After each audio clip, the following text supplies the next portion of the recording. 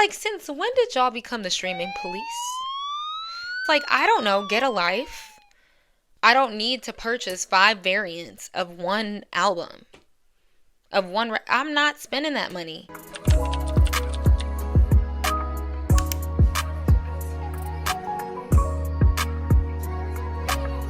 Hey guys, it's your girl Cameron and I'm back at it again with another video.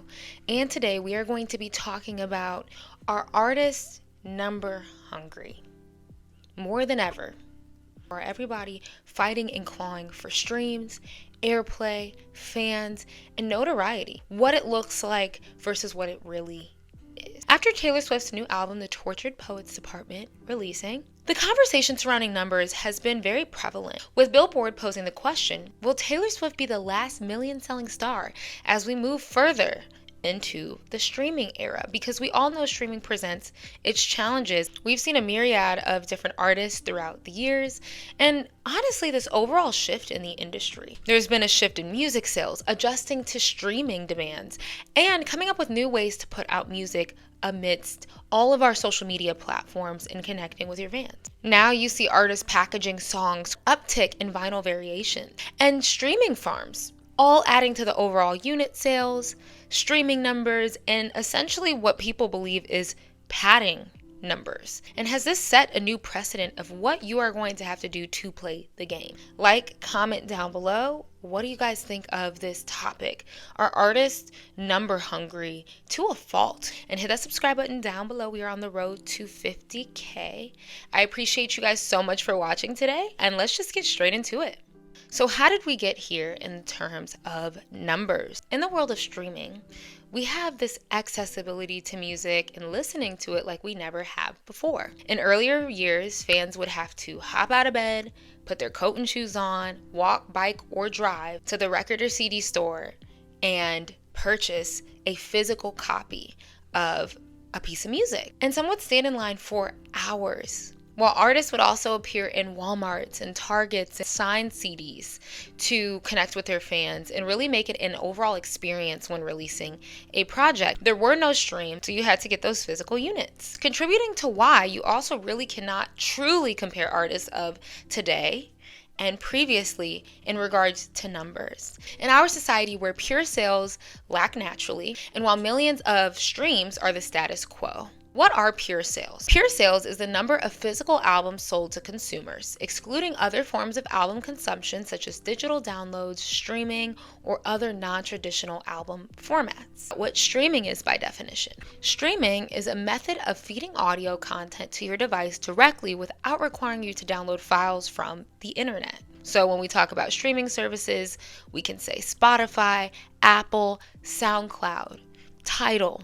Readily available, click the button and the song is on your phone if you pay a monthly fee. Previously, what were some of these artists selling when we discuss pure sales? Well, you can look at Michael Jackson's 1987 album Bad, which sold 2.25 million copies in the first week just for pre-order, and 7 million units were sold worldwide in the first week. If you look at the Backstreet Boys with Black and Blue in 2000, 5 million global sales in the first week, and it later got on to sell 24 million copies internationally. Britney Spears, Oops, I Did It Again in 2000 with 2.4 million global sales first week, and would go on to ship over 100 million units in her entire career. In today's day and age, there's only a few artists who are really pulling major numbers that are even comparable to these. At this point, we're number watching artists with excessiveness that I think it almost ruins music, because there was a Twitter user that pointed out how exhausting it has become. In regard to Sabrina Carpenter's new song Espresso, Twitter user compared Sabrina's streams for the song on her 13th day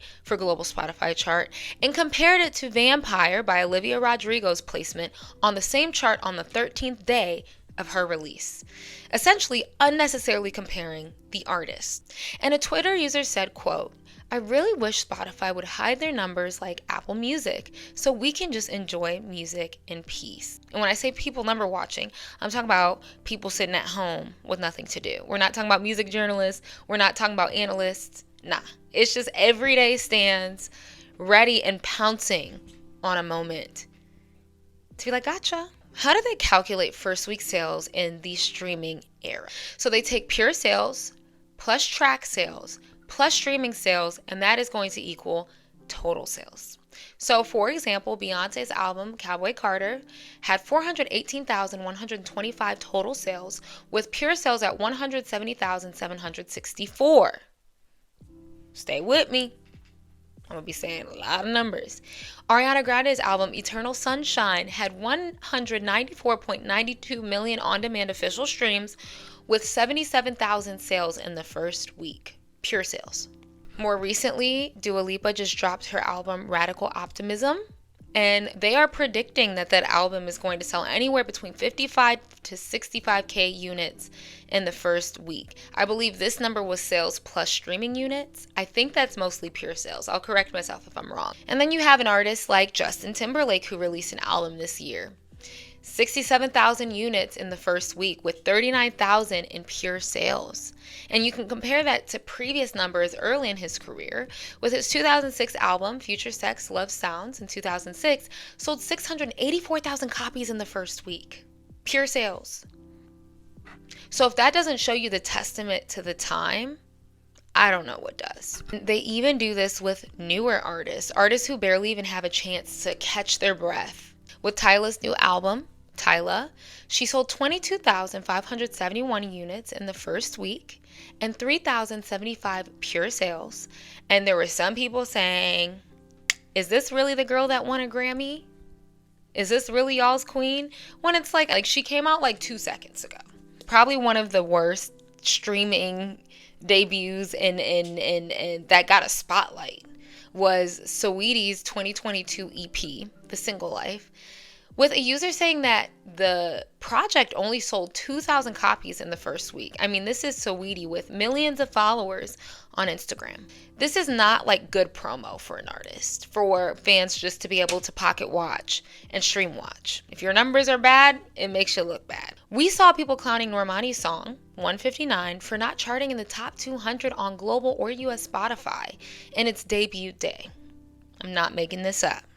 People were clowning her for only having 900,000 streams in the first day. Khalid just dropped a new song, great song, called Please Don't Fall in Love with Me, and there were some weirdos clowning his releases for low stream, and Khalid had to come out and tweet. I've been in this industry since 2016 and I have 53 million monthly listeners, y'all. I'm gonna be okay. And someone else said in response, your daily streams are lower than everyone else around you in monthly listeners and most streamed artist. Like, since when did y'all become the streaming police? The streaming brigade? The streaming snatchers? Like, I don't know, get a life. You have artists having to explain their success, their longevity based off of numbers, first week numbers, right? Not even giving people a chance to breathe. And I think it's very unfortunate, and it does suck the life out of music. People keep looking at these numbers and it starts almost a bit of a smear campaign, not giving the song a chance to launch, because people keep seeing, well, if it's not streaming that high, the song must not be good. And then subconsciously, I think the song can tend to fade into obscurity. And there's a large disparity in these two different realities, right? Because we can discuss the advent and growth of streaming platforms like Spotify, Apple, Tidal, etc., where music listeners pay a monthly fee and have access to whatever music their heart desires. So fans are really not opting to buy physical media as much, but rather simply adding a song to their library and streaming. So this has also prevented artists from making significant money off of their music as they once had. And this is where we're going to start getting into why artists are playing into the numbers, doing anything they can. There's almost a sense of desperation. Snoop Dogg actually talked about very transparently how much he made for 1 billion streams on a song. The song Young, Wild and Free with Wiz Khalifa and Bruno Mars, he only received a $45,000 check for 1 billion streams. I want you to sit with that. Just sit with it. And then when we really want to break that conversation down even more, Spotify pays between 0.003 and 0.005 cents per stream, with artists receiving 70% of that revenue and Spotify receiving the other 20%. my bad, the other 30% of that revenue. Streams just don't hold the same weight monetarily as pure sales do.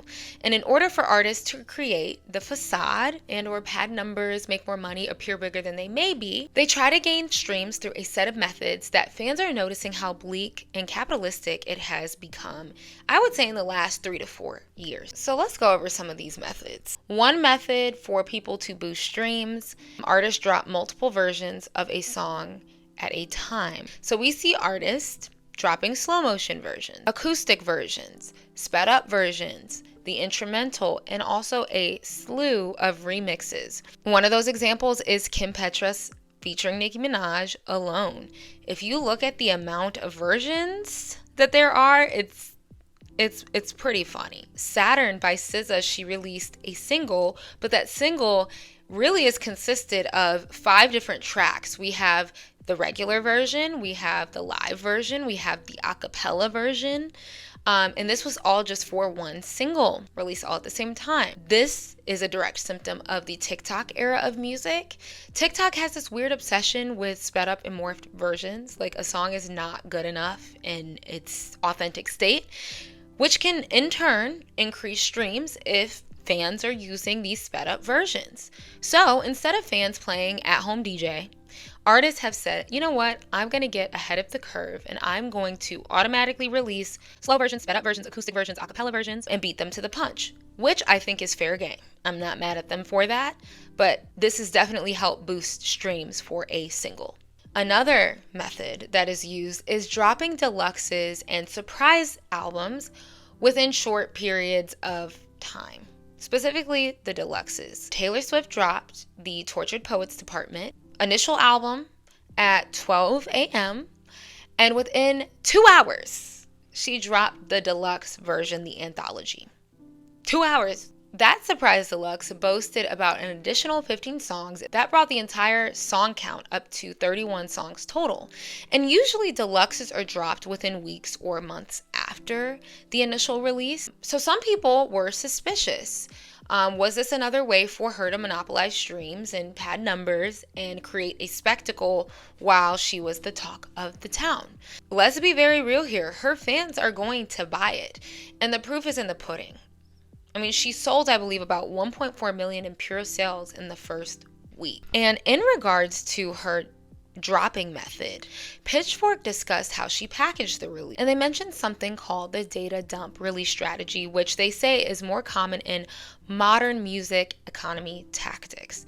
And they said, quote, "This incentivizes artists to batch as many songs as possible and as many packages as possible to juice streams and sales." So there's a debate in the quote ethics of methods like this that are almost incompatible, right? You're playing the game, you're doing everything, I guess, quote unquote, legally and ethically when we talk about streaming. But some people are in denial that a game is being played, while other people are saying, she's very intentional about what she did. Another method that artists are using are streaming farms. So artists and their labels have been said to set up streaming farms. Everything I say in this video is not fact. It is all alleged. What is a streaming farm? Because I know a lot of y'all were like, a streaming what? Right. According to writer Sandra Tracheva, she says, quote, "Streaming farms are a network of devices such as smartphones or computers, and their main goal is to play a specific song or piece of music to create the appearance of a large number of online listeners. These devices imitate human-like online listens and artificially increase streaming numbers." You set up phones, play the song, and let it do what it do. And some artists delusionally hope that this translates to more fans. Is it delusional? I don't know. And these streaming farms have even helped boost and secure streams to even well-known artists. It can clearly backfire. It is illegal to do this. And platforms like Spotify and United Masters, for example, will not pay you if you use this method or they suspect you are using this method. We already see this direct correlation of people boosting streams. I mean, it was really hard to fake sales. Yeah, you know what? You could buy a plethora of units, right? Physical units going to one person, and that does count as album sales, absolutely. But at least the artist is still getting that money. With streaming and streaming farms, streams already aren't worth much monetarily. And then artists aren't getting a certain cut, or they're losing tons of money because people are partaking in these stream farming activities. And this next one, I'm talking to the stands. Listen up. Let's talk about it. Stands have developed methods to help boost their fave songs and inflate numbers, all in the name of Stan Wars. A couple of these methods that have been employed over the years are playing the song in your sleep, buying fake streams, streaming within the proper threshold so it will count. They open up like the manual. Okay, you can stream up to 4 times, and if you stream up to this much of times in this threshold of an hour, it's going to count. If you overdo it, then that's going to count as like stream farming or some shit. I don't know. It's like when people want to commit fraud and they go to the bank and they'll be alerted if it's over 10,000. So people try to like just take out like $9,500. And yeah, like we know what you're doing. You're not slick. I think the most infamous example of this, which if you were there, when Justin Bieber dropped Yummy, that was so embarrassing because he was so desperate for streams. Roddy Ricch with The Box at the time was topping the charts and the song wasn't coming down. I was living for it. And he literally posted instructions on how fans should stream in order to boost numbers. It was honestly gross. It was very desperate. And he even encouraged international fans to stream the song under a US VPN. This is like not okay. Justin, I really hope you look back at that and are ashamed. I hope you learned something because that was not a good look. And there were other artists that were accused of using these streaming farm methods, buying streams. Some include Don Toliver, G-Eazy, Travis Scott most notably. His former manager came out and said that when he was first making his way up, that they boosted streams earlier in his career to make him appear bigger than he was. I worked in the technology side of music.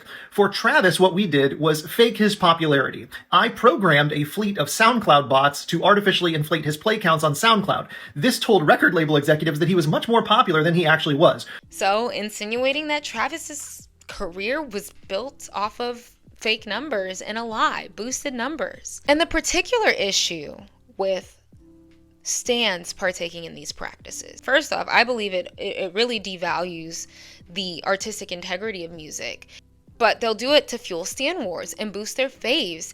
What's often used as an insult towards, a stand artist versus another stand artist is, y'all defend her so much, but why didn't you guys stream her music then? Why are her monthly listeners so low? Why are her streams so low? Y'all don't be streaming her music.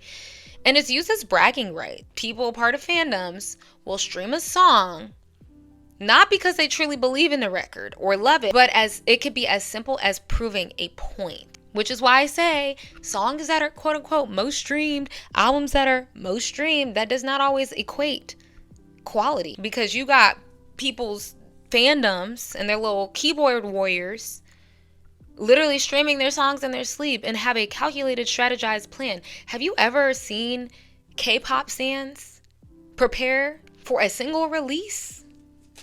Child, I've never seen anything like it in my life. Previously, with physical sales in the 70s, 80s, 90s, and 2000s, people really genuinely had to enjoy your music to get up out the house and purchase your damn CD. Point blank, period. So music is much more accessible with streaming, and stans treat it as a game. Legit. They're treating y'all's career as a game. And yeah, it can go in your favor if you're a huge artist, but it can also go against you if you are not liked, which I don't think is completely fair, especially if it's over petty beef. And lastly, another method is artists are getting into the vinyl game. They might be different colors, editions, some with or without songs. They're mass printing these, and this is really helping them boost and sell physical units, and it's putting more money back into the artist and label's pocket. And now, because vinyls are a collector item of some sorts, a desired method of purchase for young consumers. Billie Eilish actually called out artists in the industry as a whole for overdoing the vinyl variants and contributing to waste, not doing it in an ethical manner. She said, quote, "We live in this day and age where for some reason it's very important to some artists to make all sorts of different vinyl and packaging, which ups the sales and ups the numbers and gets them more money. It's irritating to me that we're still at a point where you care that much about your numbers and you care that much about making money. Because vinyl variations can drive fans to want to collect them in all of their different variations and states, it can result in boosting the pure sales number. Now with Billie Eilish, genuine question, I know she is also an artist who has multiple vinyl variations. I believe her argument was more about the sustainability versus the actual action of selling them. Can someone clarify that for me? Because I was a little confused. When I was doing research for this video, my girl has vinyl variants as well. The wasteful aspect has people going into it wondering, why do we need so many variations of the same album in this record format? And artists like Harry Styles, Beyonce, Olivia Rodrigo have released multiple versions of their albums on vinyl in the last couple of years. Taylor Swift, people have been pointing fingers at her for notoriously printing millions of vinyls in all of the variations.